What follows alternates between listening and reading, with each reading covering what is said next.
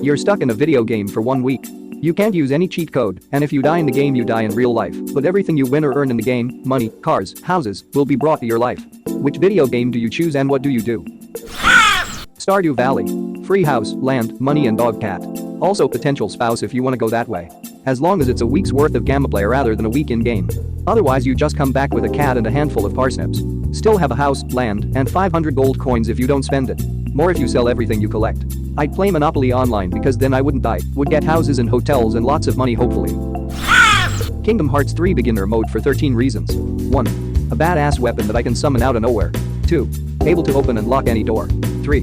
Magic, Faraga, Waterga, Thundaga, Aeroga, Kiraga, Blizzaga and if I run out of magic, it comes back after a while. 4. Potions, ethers, elixirs, and panseas. I can heal any injury I ever get. 5. Abilities that make me abnormally strong, fast, and unkillable. 6. Money is fairly easy to grind. 7. There's an item that, if you get taken out, immediately brings you back from hell. 8. I never have to eat. But, I can cook up some fucking awesome meals. 9. You can have spaceships. Do I have to say more? 10. A phone that documents your foes, so you can find their weaknesses easier. 11. The ability to say fuck you gravity and run along and up walls. 12. Also, pirate ship. With unlimited cannonballs. 13. And lastly, armor and accessories that improve your magic strength defense. Edit. I could go through the game in 2 days time and get level 99 Sora with Ultima weapon, golden gummy ship, and get all key blades on Proud. And at the time, that was the hardest difficulty. Star Trek Online. Just float around in my ship for a week, then return to the real world with a fucking starship. This would not only make you rich, but also would progress the human race more than any other response here. A++, what a boat again. The gold mine of reverse engineering that would follow. You're giving him the formula for transparent aluminium. You have to use the mouse. How quaint. Azure Lane would be my best choice. Being someone from the Philippines, it would be my best interest to have a naval fleet who doesn't perma-death and can defeat dozens of life-sized ships. Not only would I have a large number of loving ship girls, but I'd also be able to let them fight in both land and sea. This is a perfect opportunity for me to gain a position in the AFP, protect my country from any superpower, and gain agelessness due to the fact we fight throughout the ages without aging one bit in terms of game lore. The question is, where the heck will my base spawn in the Philippines? A random uninhabited island? You can spawn it wherever you want. Well, time to search for a good place then. Venture capitalist. Playing that for a week straight would be boring, but you'd end up being the world's first quadrillionaire or something. Plus you can spend your earnings to get even more money, get these managers working for you for a one-time fee. Salary, schmallery. You could buy Disney. If I remain in the position of the gamer I would go for Empire Total War with the Darth mod. Since I'm in a game I don't need to sleep or eat or any other things a human needs to survive. That gives me 168 hours in game. In that time I can conquer Europe, North Africa, the Middle East, India, and I can start conquering the Americas. In that time I would accumulate over 3 million in game currency. I know this because I have a campaign that I've played that long. Let's say that's 3 million in United States dollars compensated for inflation that's just shy of 1 billion United States dollars. Oh, and I own nearly the entire world. If I'm an actual character in game I would go for GTA 5. You never actually die in GTA, you only go to the hospital and pay some money. I would play the story investing in the right stocks at the right time, as well as robbing banks and everything I can find. It's also pretty easy to manipulate the stock market in the game, so I would do that as well. If all goes well I would have several houses, cars, businesses and a substantial amount of money after 1 week. SimCity. Then I own a whole town when it is over small fry. Play Stellaris, own the galaxy. Once more the Sith will rule the galaxy. An in-game week wouldn't let you get the first construction ship out of the system. On the other hand, if you own everything, you could bring back a working FTL drive and be more famous than Einstein.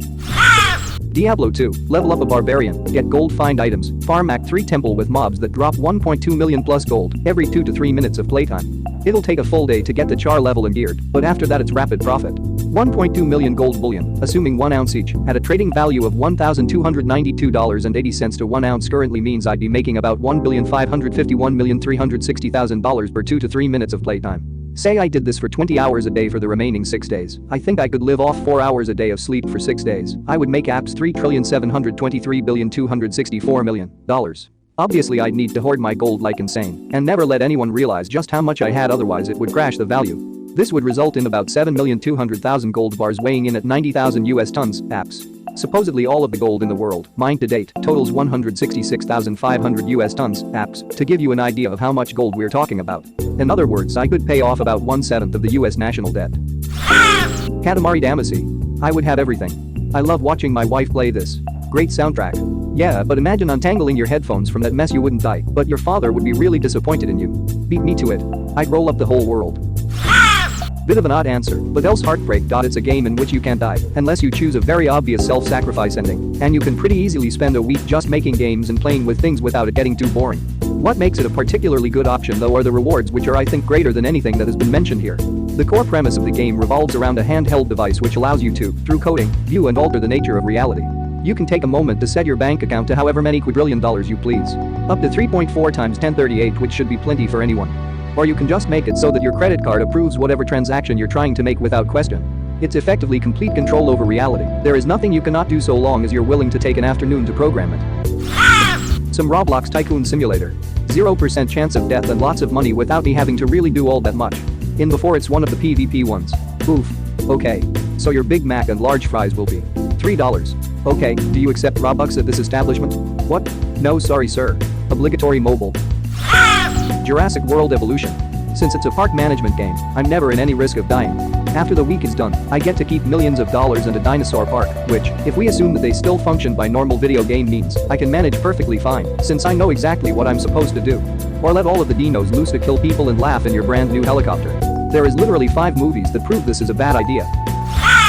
Pokemon, because you can die in it. Plus, farming money on the Elite Four is easy, and then you get to have Pokemon Earl. Yay. Just make sure you release all but 3 to 6 of them back into the wild before the week is up.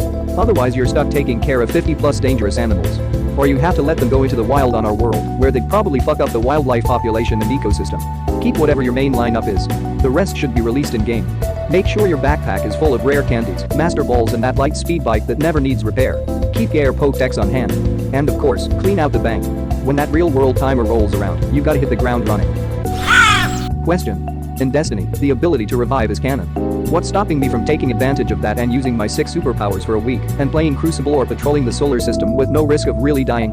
As long as I avoid darkness zones and difficult activities where you canonically die permanently, anytime you have to load from a checkpoint, I get back with awesome gear and other cool shit that might be useless but awesome to have. Edit. Come to think of it, would my kick-a-space magic count as earned? Cause if I could use guardian powers in real life that'd be pretty awesome. Maybe not practical, but 100% awesome. Until you run into someone with a thorn. You'd get to keep all of your armor and weapons. And since you are technically human in-game, you could hypothetically still wear and use all of it. You'd have to seriously load up on ammo though. Imagine having Graviton Lance or the ability to create the holographic emotes. Even just having your ghost would be dope. He wouldn't be able to res you, but he'd still have his capabilities since you technically earned him. Y'all are thinking small time. Civilization. At which point you are taken in as a slave. I'm pretty good at Civ. And there's probably slaves out there that would be pretty good doctors, engineers, scientists, etc. Dang. This is a true yet very depressing point. Run escape. A lot of people give noobs free shit if they just talk to them. I mean hell, when I rejoined I chatted with some dude about quests for a bit and he gave me several mil in gold. Gonna be so goddamn rich after that 1 week. I got given 8 million by some random guy while I was hanging around in the Grand Exchange. I think Run Escape players have too much money and just like giving it to other people. Yet, all of us left in the game are varying levels of absurdly rich because we've all been playing for like 10 years. The average wealth in my clan is like 500 million. Plus equipment, and we're not an elite clan. Forza Horizon 4. So many cars. Can't I either. What would happen the first time you smashed into the Edinburgh tram at 260 mph though? You hit the rewind button that came back with you. Winning. Came here to list Horizon 4. Sweet cars, easy money, and no death. World of Warcraft. I just sit on the auction house for a week trading, almost no chance of dying, and when I came back I'd have some crazy exotic pets, some awesome looking cosplay and a shit ton of gold coins, which I could then sell off. Logical, but I don't think I could do that. The temptation to go outside and admire the landscape landmarks would just be too great. I'd probably be dead in about 10 minutes. Play a paladin. Are you in trouble? Bubble hearth. Feeling chilly? Bubble hearth. Rabbit look at you cross-eyed? Bubble hearth. The inn creeping you out? Bubble health. About to be raided by a lot of baddies? Bubble health. Need gold? Bubble health. Minecraft on peaceful mode. I'll just go mine for diamonds and gold and stack up on expensive materials until I return to the real world. Just don't dig. Straight down. Nah, I know, I'll do one of those stairwells that I always hit my head on when I'm on my way down. Make it 4 high instead of 3, can even use stairs. Akami, I can make an ass load of ancient money, which are highly valuable, and even more so in perfect condition, and I get to be a god and fight demons. And a paintbrush that can make anything you want. Paint myself a bigger pile of money, which is permanently attached to your lower spine. Supply and demand will make the ancient money worth a lot less. Money is money, honey, and some of that stuff is gold. Gold ain't going anywhere. Animal Crossing, I probably would become the mayor with no context. Edit. Specifically New Leaf. Well, can be a worse mayor than Ben Wyatt. Ice Clown. Ice Town costs Ice Clown his town crown. They were big into rhyming. Warframe. Knowing the community, people would hopefully protect me to make sure I don't die, and after the week is over, I get a frame and various weapons. Where do I sign up? Edit. I am seeing a few people talk about content, and yes, I have played the war with him. But hush now, worms, we wouldn't want to ruin the surprise for others. Warframe's an inspired choice also due to the spoilery bits that I won't mention that'll guarantee your survival to the end of the week. Do we have to start the game from the beginning or use our regular account? There's easily a handful in Warframes that I'd love to have access to in real life, but I guess I could settle for just Excalibur or Mac. You should also have been able to get Rhino by the end of the week with just plain rocks. Yeah, max power strength Rhino's iron skin lasts forever, unless there's a source of radiation damage. After that you can easily ignore most regular bosses. Laud and Valkyrie, and I don't think that you could control frames after week. GTA, cause you never die. You only ever go to the hospital. Proceed to make bank stealing and selling cars, and speed running the campaign, getting millions, then investing in stock, getting billions.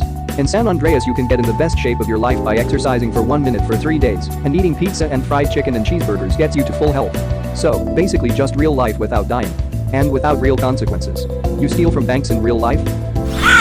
Minecraft is incredibly easy if you are careful to always sleep at night so monsters don't spawn. 3 days is plenty of time to get some gold and diamonds very carefully mined. Could probably go the whole time without even taking any damage. Day 1 full focus on getting wool for a bed and enough food and wood to last the next days. Day 2 to 6 careful strip mining, dodging any cave so there's no risk. Could easily come back with millions in gold and diamonds, maybe billions. Or just do it on peaceful. By that logic, why not creative mode? Some might say that's cheats, but it's not a code or anything. In fact, Minecraft has a separate cheats on mode, so yeah, one of the best choices. Shulker box is full of rare stuff, plus an ender chest, so you technically have a permanent connection to there. Stardew Valley. The only downside to that would be that you only get a week. Stardew Valley time does not equal real time. So how long in Stardew time would you be there for in 1 week real time? Maths please someone. 1 week of real time would equate to 14,400 hours in Stardew. That's 600 days, which would take you to 12th of summer, year 6. Wario Land 3. It's a game about winning treasure. There's only one way to die, and that's the final boss. I won't fight the final boss. He asks you to get him stuff, and I'll just make excuses for a week. He can't do anything unless I get him the stuff. And I just get a bunch of treasure and sell it off later. Dark Souls. I wonder what the moment you realize you are done dead is going to be like. He's gonna start the zombie apocalypse. Are you high? Spider-Man. The cool part is that all the suits that I get will come back with me. Surely all the web shooters and gadgets would too. That said, no powers. So you could either swing very small distances with a lot of practice, or try to be Spider-Man and have your arms be immediately torn from their sockets. What if you could somehow bring back the radioactive spider? Need to find a game that includes Spidey's origin story. The new Spider-Man has the spider that bites Miles in it. It's dead, but you know, assuming you can change that in game. Any of those idle games, like Idle Miner, comes to mind. You can't die in the game, and the money earnings are simply astronomical. In that game I'd hop in as a manager and just order the miners to keep digging. Except Cookie Clicker. You just come back with a lot of diabetes. Or insane melted flesh hellspawn Leviathan Gamma beings. And like 10 damn nanogeddons. You would crash the economy with all the money. Skyrim, wait a week. Done. You cannot wait while enemies are nearby. Fuck. You are coddled until Riverwood, with nary anything except an easily defeated group of 3 wolves. What's his face will kill those. 1 or 2 more wolf attacks, and you are at White Run. So, basically, 2 dog attacks that you will always win and a short week of leveling up alchemy, you're good to go. LPT. Just don't touch any moon sugar or skooma. And your top 3 ingredients are blue mountain flower, wheat and nightshade. Well, fuck, I installed alternate start mod, but tweaked so you can't actually choose the start and stats. Last playthrough I ended up in the sunken ship along the Sea of Ghosts. I would take a risk and go with Skyrim. There is an artifact in the Elder Scrolls universe called the Skeleton Key. Now, normally, it's just an unbreakable lockpick, at least for gameplay purposes. In the lore, it's a key that can open any lock. But as is revealed during its related questline, it can actually open any obstacle. Any obstacle, meaning it can, say, open a rift between Mundus and Oblivion, its primary purpose in the Twilight Sepulchre. But it can go further than that. It can actually overcome metaphysical obstacles, opening your mind to new ideas and abilities, allowing you to unlock your potential. Properly used, it is probably the most powerful Daedric artifact in TES games. And during the course of the Thieves Guild questline, you hold the key for a little while. With some precognition, you could get it much sooner as well.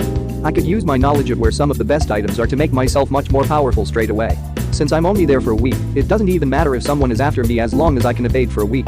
So, I go through the Thieves Guild questline, get the key, and refuse to return it to the Sepulchre, instead keeping it for myself to use in the real world. I can use the key to unlock any security, to improve my abilities and speed up my learning. With the spells and other artifacts I earn there, like the Archmage's robes, which I can steal, I can do powerful magic as well. And then I can do whatever suits me. Nobody can stop me, and I can keep a low profile anyway. Subnautica. I can chill in the surface level biomass, collect gems and precious metals from the area, build the sea moth and or prawn suit to bring back with me. But if you only chill in the safe shallows, you come back with the deadly incurable disease. I'll make my home in the shallows, but what I meant is that the deepest I'd go would be like the jelly shroom caves. I'm staying the fuck away from the Lost River. You would still totally contract carrot. What could humanity ever do for us anyway? Thank you very much for watching. Don't forget to subscribe and like this video. Tell me what you dislike or love about this video, so please comment below and hit the bell icon so you're notified anytime a new video is released. This is a WeCrow Media production.